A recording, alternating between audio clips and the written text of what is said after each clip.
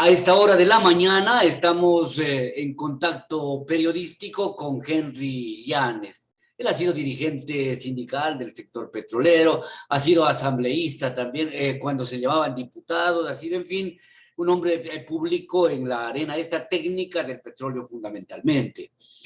Y Henry ha sido esta víspera convocado a la Comisión de Fiscalización de la Asamblea Nacional para que emita su opinión en torno al juicio político y los motivos por los que se llama juicio político al ministro, exministro René Ortiz.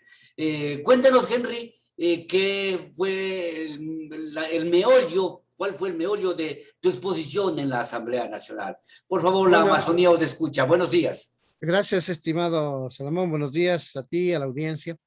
Bueno, el motivo de mi comparecencia a la Asamblea tiene relación con mis observaciones a los decretos ejecutivos que puso en vigencia el gobierno del señor Moreno, y estando como ministro de Recursos Naturales no renovables, el señor ingeniero René Ortiz Durán, se pusieron en vigencia unos decretos ejecutivos que contradicen lo que dispone la Ley de Hidrocarburos y la Constitución de la República en un aspecto fundamental.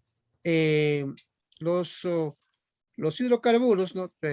Producción, transporte, distribución, comercialización, refinación, en la Constitución de la República, en el 326, numeral 15, están definidos como servicios públicos, ¿no? Esto es importante, ¿no?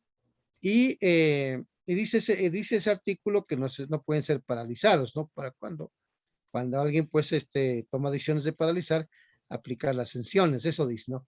Pero lo que hay que rescatar allí es que se los define como servicios públicos, ¿no? Y en el artículo 314 es facultad exclusiva del Estado de fijar los precios y tarifas de los servicios públicos en los que constan los hidrocarburos, ¿no? Y claro, ya yendo a la ley de hidrocarburos, estos servicios públicos que son los combustibles, en los artículos 68, dice que son precios que tienen que definirse al consumidor. El artículo 369 dice que son servicios públicos que tienen que definirse al público.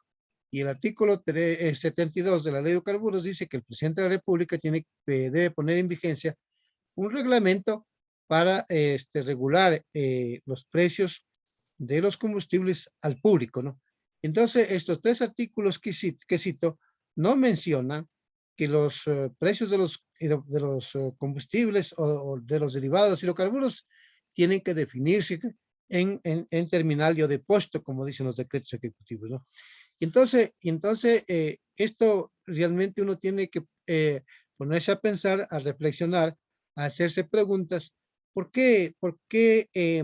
¿Cuál es el objetivo de que el gobierno ponga los precios no al público, sino los defina en terminal?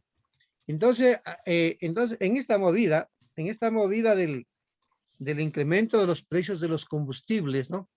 Lo que yo observo es de que hay un doble interés, ¿no? Que es lo que dije ahora, voy a decir mañana. Hay un doble interés. Por un lado se beneficia el Estado en el incremento de los precios de los combustibles, como dijo alguna vez el doctor Jorge Andrade Novoa, ex procurador de CEPE. Él dijo que los precios de los combustibles, eso lo dijo a fines de los años 90, y yo estoy de acuerdo con esa tesis, que los precios de los combustibles en el Ecuador se los define en función de las necesidades fiscales, en función de tener recursos para financiar el presupuesto general del Estado. Él dijo que los precios de los combustibles no se definen en función de costos, como aconseja la contabilidad, y cómo se realiza, y cómo se define precios a través de las empresas que generan bienes y servicios, partiendo de lo que dice una contabilidad de costos, ¿no? Entonces, no se les define de esa manera. Entonces, allí viene la distorsión. Entonces, con estos decretos, por un lado gana el Estado porque los incrementa a los precios de los combustibles por decreto, ya, porque como yo he dicho y lo voy a decir mañana, el presidente de la República, ¿cómo así? Define los precios de los combustibles por decreto. Si no se definen de esa manera, ¿y quién debe definir los precios de los combustibles? Es Petroecuador.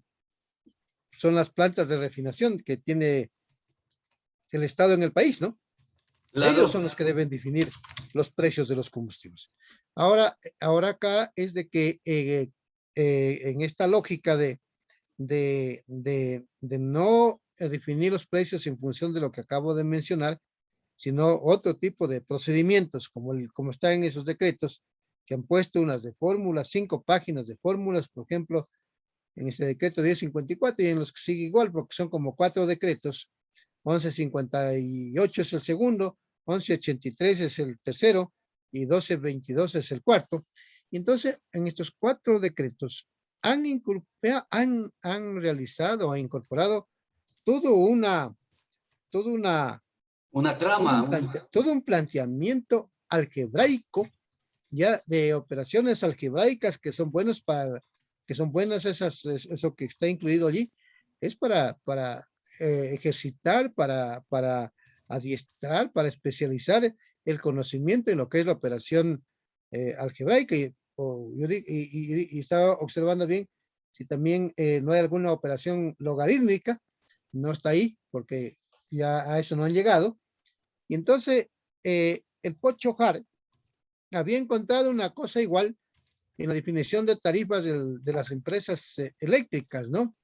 Y claro, yo les decía de mañana que en el caso de estos reglamentos, se da lo mismo con las fórmulas, con las operaciones algebraicas inentendibles, ¿no?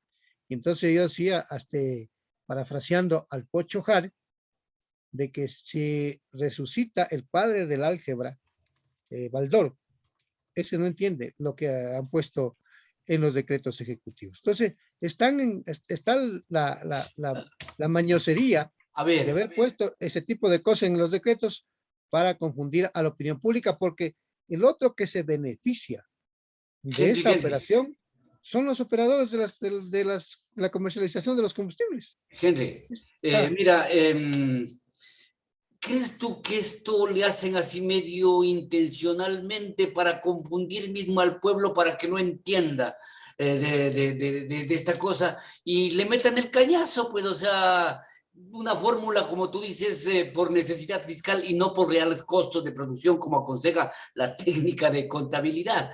Entonces, mira, aún en esos cálculos nos decía esta víspera el ex gerente de Petroecuador, Miguel Robalino, él nos decía que el precio de los combustibles con las fórmulas del estado actual debería estar en 2.37 y ahorita está en 2.50. ¿Cómo ir viendo esto? O sea, para que este sainete que parece serlo, pues deje de ser nuestro pan en esta cuestión, Henry, por favor. eh, desde los años 90 acá, a partir del año 94, ha habido una discusión y no hay un acuerdo, por eso es que se van por el lado de los decretos, ¿no? A pesar de que allí también ya lo incluyen. Sucede que ponen el precio del barril del petróleo como que fuera precio de importación.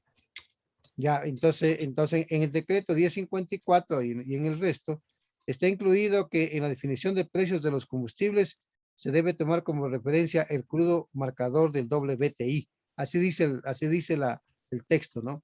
Y entonces yo les decía de Y eso mañana, también es anacrónico, gente. Eso es claro, anacrónico. Es a gusto claro, y capricho del claro, señor. sí, porque se debe tomar en cuenta el crudo marcador WTI, pero para exportar el crudo, para venderlo a la costa este, costa oeste de los Estados Unidos, para venderlo en el Caribe, qué sé yo. Pero eso es para vender el crudo, para exportar el crudo.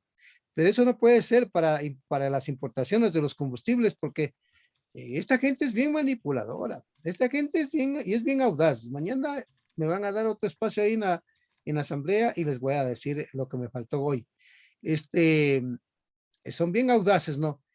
eh, el- en los años 80, cuando se compraba el GLP, no como hoy se compra, porque se está importando el 88% del gas licuado de petróleo, sucede que se hacía constar de que las importaciones, los precios de las importaciones se definen a precios CIP, es decir, puesto los productos embalados, ¿no?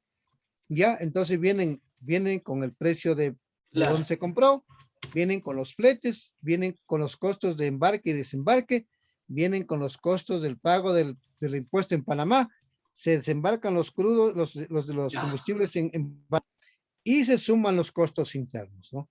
Y ahí sale el precio al público, pero no proceden así. Aquí en estos decretos han puesto que se definen los precios en función del crudo marcador, y eso les dije a ellos. Además ponen crudo marcador al crudo oriente. El crudo oriente no ha sido nunca crudo marcador en el caso de nuestro crudo. Los crudos son marcadores, son el WTI, para el caso del mercado Internacional de latinoamericano. exportación. Sí, sí, sí. Para Europa es el Brent, para los países del Medio Oriente es la canasta del OPEP, y hay otro crudo marcador que no recuerdo en este rato, pero son 4 o 5 clases de crudos que son referentes en el mundo para Ya. vender el petróleo. Pero el crudo oriente nuestro, ese no es crudo marcador, pero A está ver, incluido. Y entonces hay una actitud de enredar. ¿Por qué? Porque aquí viene la cosa curiosa, ¿no? En este decreto, primero te voy a leer así brevecito. Dice que el decreto 1054, que los voy a leer mañana, dice que se definen los precios de los combustibles considerando un nuevo sistema de precios de mercado para los combustibles. Precios de mercado. Entonces yo les decía de la mañana, ¿cómo voy a incluir un precio de mercado? Cuando el petróleo y los combustibles son un monopolio mundial. A partir de 1854, tenemos más de un siglo de que el planeta se mueve con el petróleo, entonces no hay otro producto que lo pueda sustituir. ¿Acaso que el petróleo, los derivados es como ir a comprar papas, como ir a comprar zapatos, como ir a comprar pan? No me gusta el pan de esta tienda, puedo ir a comprar otra tienda. No, pues aquí le pone gasolina o le pone diésel. Si no le pone gasolina y si no le pone diésel, no se mueve el vehículo, no se ¿no es mueve. cierto? Sí. No se mueve el Ya. vehículo. Pero Y ahora, poner aquí, y poner aquí el concepto, no, este concepto realmente es inaceptable. Y luego, déjame decirte otro concepto, luego dice, mira esta aberración. Luego dice, los precios en terminal y o depósito a nivel de abastecedora y los precios de venta a nivel de comercializadora y distribuidores serán calculados mensualmente por cada actor de la cadena de comercio de combustibles. Por cada ¿serán actor. calculados mensualmente más que dice? Deben ser calculados mensualmente por cada actor de la cadena de comercio de combustibles, ¿no? ¿Cuál es el actor? Aquí hay dos actores, ¿no? Y como lo decía también yo en la mañana, el mercado de los combustibles lo controlan 12 comercializadoras. 12. Y, y quienes venden la gasolina en el Ecuador son más o menos 1,180 distribuidores de gasolina. ¿Ya? 1,180. Entonces, estas 12 comercializadoras le compran a Petroecuador el combustible y estas a su vez le venden el combustible a los distribuidores, ¿no? Pero este modus operandi, de la forma como Petroecuador define los precios, ¿no? Y también las comercializadoras y distribuidores hasta mayo del año 2020 las definía el Estado. Definía el Estado de cómo deben regularse los precios, ¿no? Y venderse la gasolina extra y el diésel al consumidor. Y los otros productos que aquí dicen del segmento camaronero, del segmento atunero y de otras pesquerías, ¿no?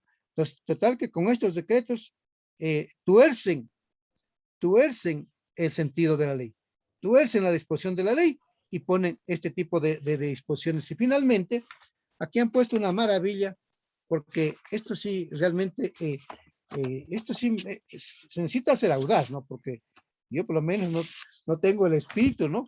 No me da mi manera de ser para aprovecharme así de las cosas, ¿no? Pero aquí han puesto esta cosa. Dice el decreto 1183. Dice, el precio de venta al público. Escucharás, el ¿Ya? precio de venta al público a nivel de surtidor, que son las gasolineras, ¿no? Ya, claro.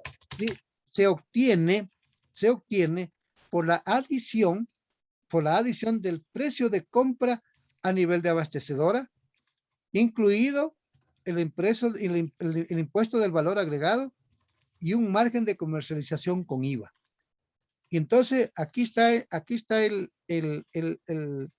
tema de que el precio de venta al público se define por estos dos precios, precio de terminal más el margen de comercialización y el IVA. Y entonces yo pregunto, ¿quién es el que se beneficia? ¿Quién es el que recibe el margen de comercialización? Porque a los gasolineros ya se les paga 11 centavos de dólar por la comercialización de cada galón de diésel o gasolina. El Estado les viene pagando 11 centavos desde el año 2003.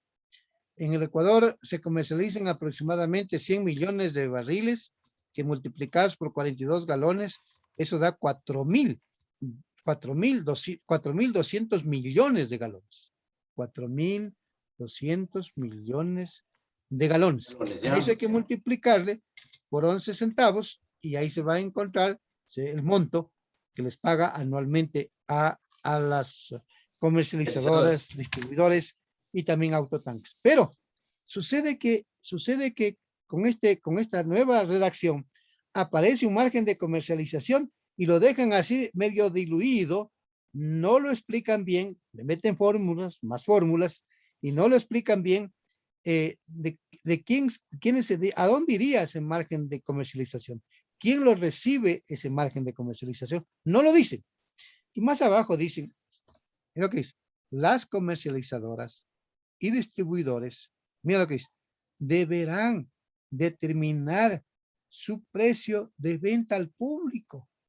O sea, ellas, los regulados, son los que definen los precios del venta al público. Ya se entiende que el Estado ya les paga pues el centavo y ellos van a seguir regulando otra especulación más.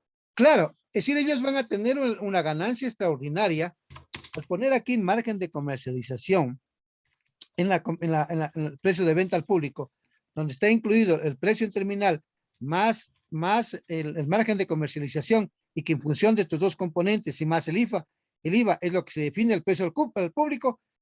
Ellos son los que estarían participando de este nuevo margen de comercialización, que viene a ser una especie de ganancia extraordinaria. Por ejemplo, al mes de septiembre, el galón de diésel se vendió en las gasolineras, perdón, en los terminales, vendió el Estado en $1.50, pero al público se vendió en $1.65. Entonces allí hay 15 centavos que los legisladores, que el presidente de la Comisión de Fiscalización tiene que preguntar a dónde van esos 15 centavos o a dónde fueron. Y uno se puede ir haciendo esa operación mes por mes desde junio del año 2020. Ahora ya estamos octubre, es decir, ya estamos más de un año. Ya han transcurrido han transcurrido ya 14 meses de la forma como se viene haciendo este tipo de operación, y hay que preguntar quién se viene llevando ese dinero. Entonces, porque si el Estado se llevara, viene la pregunta, entonces, ¿para qué pone el Estado precios en terminal? Si el Estado se va a llevar este margen de comercialización, no hay sentido de que ponga precios en terminal. Y bueno, técnicamente, o sea, sin querer llevar la corriente al río de las necesidades fiscales del gobierno de turno, pues, ¿cuál debería ser el precio de distribución? Un precio así justo, un precio que también no incentive también el contrabando, que de alguna manera iba a incentivar. Villavicencio decía ahora que el subsidio al diésel se lo quita para las gasolineras, para los camioncitos, porque los grandes empresarios, las grandes pesqueras, ellos están comprando a 90 centavos el precio del diésel. ¿Cómo es esos desbalances? ¿Cómo hacen esos vericuetos en función de determinado sector de la sociedad, Henry Llanes, por favor? En los decretos, que están regulando la comercialización en estos 4 decretos se está regulando también la comercialización de lo que es el diésel, premio diésel 2, gasolina extra y gasolina extra con etanol para las pesquerías, para el sector atunero, para el sector camaronero, solo definen precios en terminal. Y no aparece allí el precio de venta al público de esos productos, ¿no? Porque en cambio para el sector automotriz sí aparece el precio de venta en terminal y también el precio de venta al público, que lo regulan ahora las comercializadoras y ya no lo regula el Estado. Y entonces lo que decía de mañana Fernando Villavicencio, en verdad, esos grandes sectores que se mueven, que generan la industria, que generan la actividad económica en las unidades productivas, procesando pescado, procesando camarón, procesando atún, están comprando unos derivados de los hidrocarburos de manera subsidiada, ¿no? Entonces, lo que le están subiendo el combustible es al sector automotriz, ¿no? Y lo grave es de que este incremento de los combustibles al sector automotriz no se ha hecho la diferencia para el transporte público y para el transporte de carga. Una señora en Quito estaba sorprendida de que los buses están cobrando 35 centavos. Ya no están cobrando 25 centavos. Entonces ella decía, en mi familia tenemos que movernos 4 personas, ¿ya? Y tomamos 2 buses cada uno. Antes llevábamos $1 cada uno para movilizarnos. Ahora tenemos que llevar $1 40 centavos. 40 centavos, claro. 40 centavos, de manera que esos 40 centavos por la semana se le hacen $2 adicionales a cada persona. Y por las 4 personas estamos hablando de $8. Y al mes eran $32 que se incrementaba solo en pasajes, ¿no? En el costo de los pasajes. Y la señora decía, yo no tenía, mis ingresos han disminuido, no se han incrementado para poder compensar ese incremento de los 32 centavos. Entonces, por eso es que nosotros hemos dicho, siempre hemos mantenido la tesis de que al sector del transporte público y de carga se debe mantener una política de subsidio focalizado, con cupos, ¿no? Un trabajo técnico bien hecho, pero sucede que el gobierno anterior y también el actual y sus ministros vienen aplicando la medida para todos, ¿no? Y les vienen golpeando fuertemente la economía de estos sectores. De mañana les cité que, por ejemplo, el INE, en publicación que realizó en junio del año 2019, antes de la pandemia, 4.411.000 personas tenían ingresos de $85 y 1.600.000 personas tenían un ingreso mensual de $47. Los primeros de $85 mensuales y estos de acá de 47. El señor Guillermo Lasso